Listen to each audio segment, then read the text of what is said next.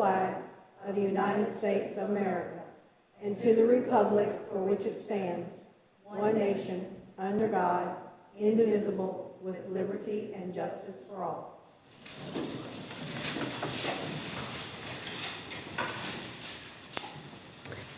Next on the agenda is a moment of silence. I'd like to recognize California and Maui at this time.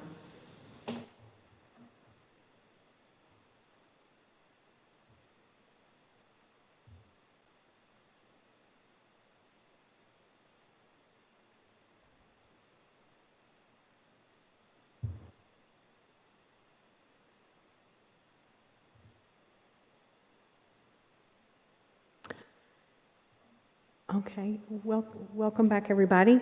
No visitors for this session, correct, Ms. Williams? Okay, no visitors. So, Mr. Reed, you're up.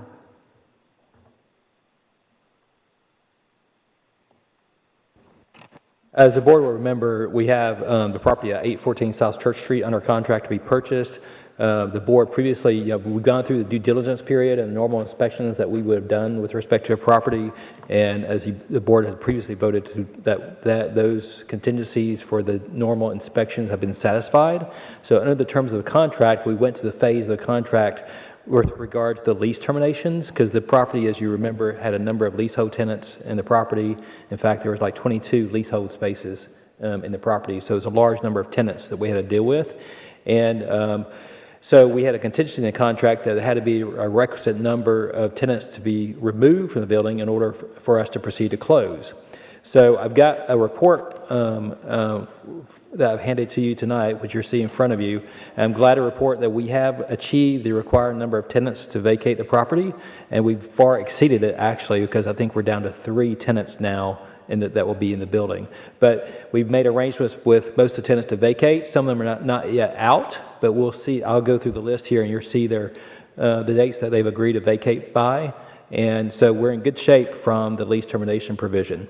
So if you look at the chart, just so you understand it here, so you have at the top columns, you see the name of the number of the unit, the name of the tenant, the date the termination notices were sent, and move-out dates, and whether what's called an estoppel agreement was signed by the tenant, basically confirming that they were going to be vacating the property. So with the first one there with units 101, 102, 103, 104, and 106, that's the Allstate offices. That's the main chunk of the office space in the first floor of the building. And their lease will be expiring on December 31st, 2023. And they've confirmed that they'll be vacating the property by that date. So beyond that, you'll see units 107, 108, 109. They've agreed to vacate early. They'll be moving out on 8/31/2023. And units 110, 111, and 112, they've agreed to move out early. They've already vacated. They moved out on August 4th. 113, that unit, they vacated that one, so it's vacant now. Unit 114 will be vacating 8/16/2023. Unit 201 is vacating 8/15/2023. 202 is now vacant. 203, 24, 205, and 206 will be vacating the end of the month as well. Units 28 and 211 we don't have a move-out date, but they have agreed to move out. So that will be occurring here within the next few months. On Unit 209, they have vacated now. Unit 210, this is one person we've not heard back from. It's a solo attorney, and no one, we delivered a notice to him, but have not heard anything back from him yet. But that's just one office, so it's a single office in the building. 212, they're vacating 9/15/2023. 213 will be vacating. We don't have a move-out date, but they've agreed to vacate as well. 214 is vacating the end of the month. 215, they are going to be moving out as well, but we don't have a move-out date from them yet. 216, that's one we don't have that is one that still has a couple of years left in the building. We don't have confirmation yet they're moving out, but that may be a lease we're stuck with for a while, but we will obviously still try to pursue them, try to get them out of the building. 219 is vacant. 220 will be vacating the end of the month. 221 is vacant now. 222 will be vacating the end of the month. 223 is vacant now. And the basement A and B will be vacating by the end of the month. So this has gone remarkably well. It's gone far better than I would have expected it to go. We really have left only 2 or 3 tenants out there. We know one's going to be vacating at the end of the year, and we'll still pursue the other 2. But with the number of leases that we had and the terms that we had, some of these leases went on for several more years. So it's very good that we've been able to achieve terminations of these leases and have the people vacate earlier, so we'll be able to get our work done in the building sooner. So, and with any luck, we may be able to get these last 2 here taken care of as well. So the board needs to make a decision not to go ahead and move forward with the purchase of the building.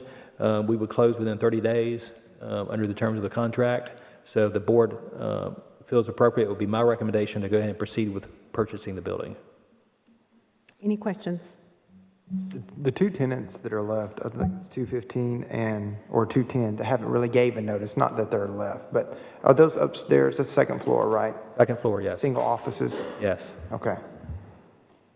I have a question. So if we have the building if the downstairs has a tenant, what would be the plan so that we can move forward with our side to start to renovate and get the building ready to get the alternative school to start by January? Like, what will be the plan if we have 1 tenant downstairs? Yeah, our first plan is to, if the board so chooses to approve, then we'll get in right to the middle of making sure that we can have we already sent it to architect? No, we just had structural engineer. We'll go to architect next to redesign. And I don't imagine we'll do a whole lot of redesign, just so that we can start using the facility. Safety is my number 1 concern, because we want to make sure that we wire it, get it connected with all of our Vigilon systems, access control, all of those things. So we will be working on a design with the lease, with the tenant still in there. We won't touch their part. We won't touch that part, but that will be a determination once you guys start doing that part. If it happens that for whatever reason, safety concerns, we're not able to stand up an alternative school, what will be what will be plan B? So I would, with the number 1 that I'm concerned about is 12/31/23 when they leave, but that's why I don't anticipate us doing anything with that downstairs before that time. Okay, But we'd always talk about maybe using the basement first. Okay. We want to utilize the basement, and it's very segregated, so I think we can use the basement to begin with. okay, so we feel pretty confident that even with that tenant, we can stand up an alternative school. Okay, that was my biggest question. That was going to be my question. I thought we were using the basement for the alternative school. We have the basement and hopefully the whole first floor to be able to do it. That would make it bigger. Basement was the first step that we were looking at, because we didn't anticipate these tenants leaving as quickly. So when they're out at the end of the month, will the architect go assess the basement at that point? Hopefully be able to do the whole first floor portion as well, because once we own the building, we can do any testing we need. Well, he could go in and look, Yep. even though they're still there. Okay. Correct. The remaining leases, 30 days after we close in 30 days, we pick up a lease with those guys at that. We will be, the leases will be assigned and assumed by us as the Board of Education. We're not normally in the landlord business, but we will become landlords by virtue of buying the buildings, but we'll deal with a couple of tenants at that point. Lease by month to month, or You've got 2 here for, it's more than month to month. I mean, there's one that can go on for a couple more years, and another one can go on for at least 2 more years. We'd hope they would vacate early, but we don't know. I can't guarantee they'll vacate. With one, we've not heard back from at all, so we just don't know. So I have had no feedback from. But with one, we have had communication with, and we'll just have to work with them to find another location they can move to, or try to get them to terminate early. Do we know when the lease for Suite 209 will expire? Well, I think 210 is the one you're talking about, and that one expires 11 Oh, yes, 210. November 30th, 2023, but they have an option to renew thereafter. It does expire at the end of November of this year, but they do have a right to renew it if they choose to renew it. worst case scenario, let's say they stay, what will that do to us? As far as Well, we work around them, so, I mean, these are on the second floor, so you're still going to know you've got the use of the basement. So you know at the end of the year, January 1 of 2024, you're going to have the use of all the first floor of the building, so you've got left a couple of offices on the second floor. And if you remember, they're kind of small offices. So you've got, 90% plus of the building available for your use on the second floor as well, and really it's just these very small offices that you can't use until these leases expire in the worst case scenario. I just want to make sure it wouldn't interfere with our plans. Yeah. Do we know, if I'm remembering correctly, on that second floor, like off to the right was kind of a bigger open floor with offices, and then to the left was the hallway with the smaller, do we know which side I don't know these? which these are on, do you? Allstate's on the left, on the first floor. Yeah. They've got the We're bulk talking about of, the second Second floor. floor. second floor, they're all little bitty individual offices, both sides. There was something like a waiting room in the. Right, but in something, the I middle. think going to And then the, there were small offices. yeah. In the perimeter. I was just trying to find out if the area Which that side they had were kinda on. a little bit of that open space was where these were, or if it was just down the, the One of other these, part was just one of the these is hall. off the open space. One of these It is is, off okay. the open space. Okay. So come January, if I'm understanding correctly, come January, we could have all the basement, all the first floor in use. And even if they extended in these smaller offices, we could still use them for maybe admin, the other offices. We would, we've talked about whether it was food service or other departments go in there to where it wouldn't be a safety concern because it'd be adults. So I have, going back to the 210, with the option to renew, let's hypothetically speaking, they renew the following year. Will the terms on the contract for the new contract be changed so that they don't have the option to renew? Well, they've got the option to renew for another year. Right. So I mean, once that expires, they have no further options at that point to renew. Okay. So it's not like a situation where they're going to be in there 5 years or 6 okay. years, but they could be there a couple of years if they keep renewing. Well, that's what I'm saying. Yeah. Can we change the terms of the No, contract? we cannot change unless they agree to it. Okay. We're buying the property with existing leases as is, because you can't force someone to change the term of their lease. Right. Okay. So, But I'd say this has gone far better than Yeah. way better than I would have ever envisioned it going with respect to the level of terminations we've been able to achieve. but that particular lease Mr. Rosales is talking about can go on indefinitely? No, it a can year go at a on, no, time? it will go on for a couple more years. Not, So there is an end date? yes, Okay. It was 2 years. correct. Mr. Reed, do you know, let's say these two people stay in the two smaller offices, do we have the option if we needed to still keep their lease but move them to a different? If they choose to do that, we can do that. And, there's nothing particularly unique about their offices, so I would see no reason for them to object to being moved to another location if there's a comparable size office available for them that's more convenient for the school system. But I can't guarantee that. We can't guarantee that until we talk to them and they agree to it.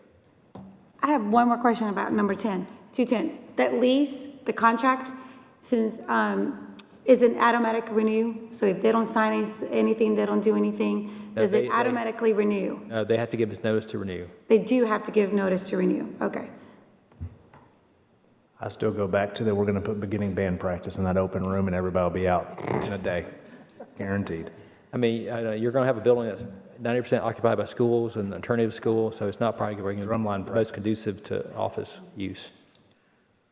If we don't hear back from them, is there anything that can say, okay, if we don't hear anything from them, we can terminate the lease because Well, it when the lease was- expires and they don't renew, then we can terminate the lease at that point. Okay. I would like to make a motion to move to approve. Second. We need a roll call. Okay, all in favor, say aye. Aye. Anyone wish to abstain or not approve?